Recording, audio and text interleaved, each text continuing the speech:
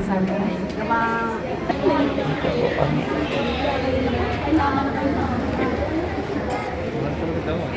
Dito po kami ngayon sa Memorial District Hospital at pinapaturukan ko po ang aking ina. Nakagat po siya ng pusa.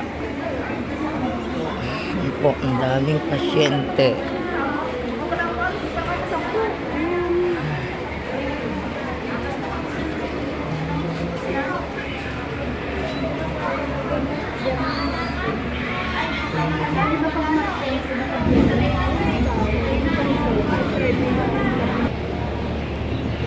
Titingnan po natin ang inay kung natawag na. Hindi po ako makasama, ako'y natatakot.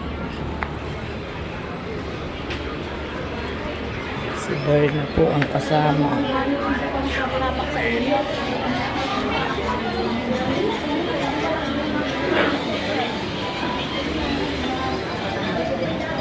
Hindi ba ba natatawa?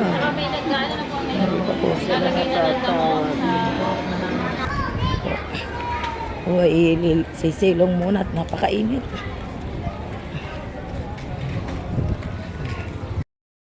Ang inay tinuturukan na dito po daw siya lalabas. Hintayin ko na lang po. Kasama niya po si Berna sa loob.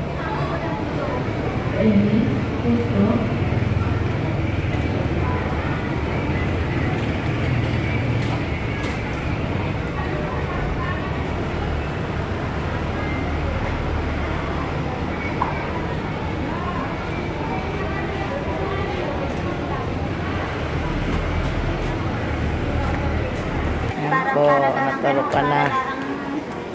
Pinaimot ng kahapon ng mahagli pa kahapon. 600. Tapos sa Biyernes libre. Uwi na po kami ngayon. Kapag paturok na po ang inay. Pupunta naman po sa lumang simbahan para doon po yung magtulog na po siya ng kanila. Araw-araw po yun ang kanyang hanap buhay, ang magtinda ng kanila.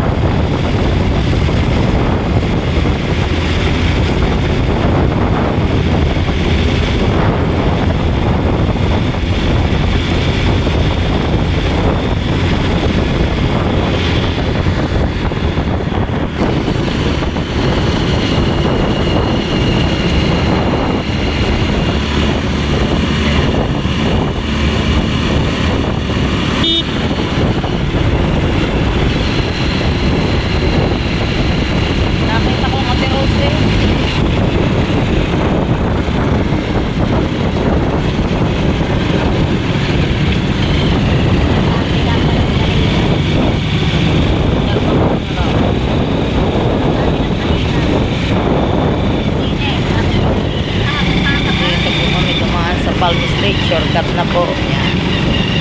Ito po isang private subdivision.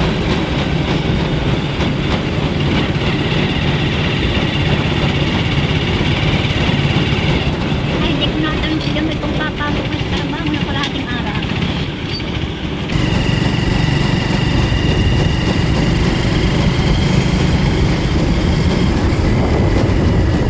Yan, naabot na po kami ng ulan. Yung babae, tatadaw na.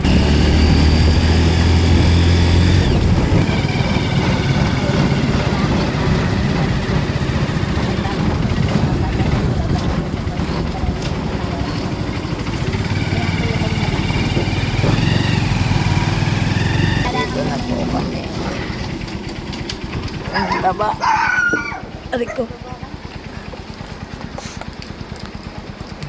Dapat daw, sagot, Magtitinda na magbigay po ang sila. pusa kahit isang kanino pusa? Kinadeda ko. Dapat daw,